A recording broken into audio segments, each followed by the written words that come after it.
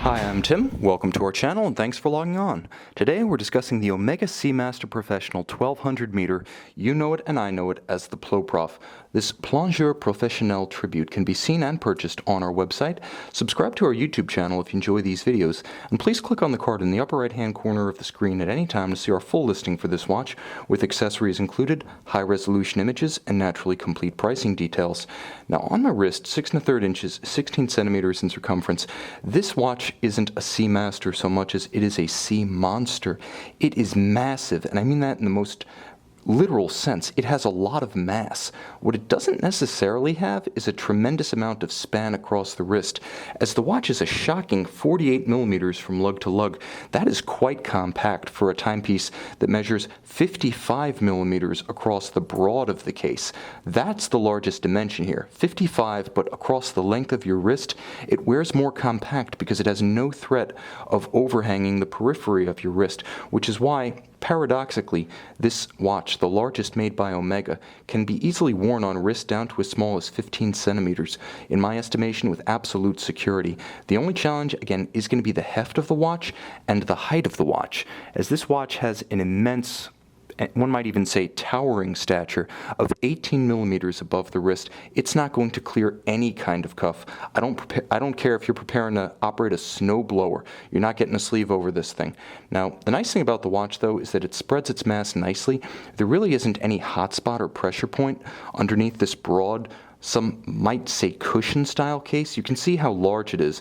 All that in contact with the skin means that it's not going to aggress against any one part of the wrist uncomfortably. Now, the watch is paired with what Omega calls the shark-proof bracelet, presumably because with the multiple small links, a shark couldn't dig his teeth into it. I'm not sure. All I will say is that as a human and non-aquatic animal, it's a very comfortable strap, or bracelet I should say, because the micro links make it very supple, almost like silk. There's nothing to really fight the curve of your wrist because the links are so numerous and so small. Now, it's also important to note that the Ploprof comes equipped with Omega's mightiest clasp. You can see the hippocampus logo not just on the case back but also on the clasp itself. Now, it's beautifully made, completely milled out, and it feels like a bank vault. It's also worth noting that you have 2 degrees of articulation once you open the watch by trigger action. First is the push-button slider.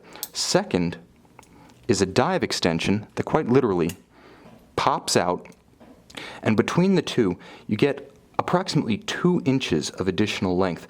That's a colossal extension, and 26 millimeters is the fold-out clasp.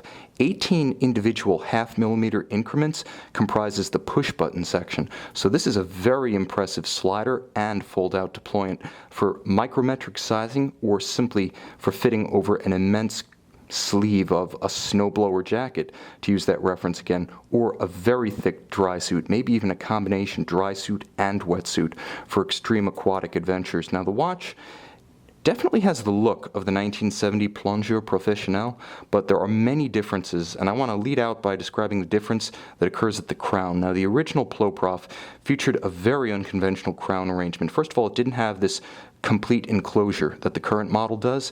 What it had was something that looked like a crown but wasn't the crown. It was actually a threaded adjuster for the crown, which was a square push piece that went in and out, pulled in or screwed out by that turning element that looked like the crown.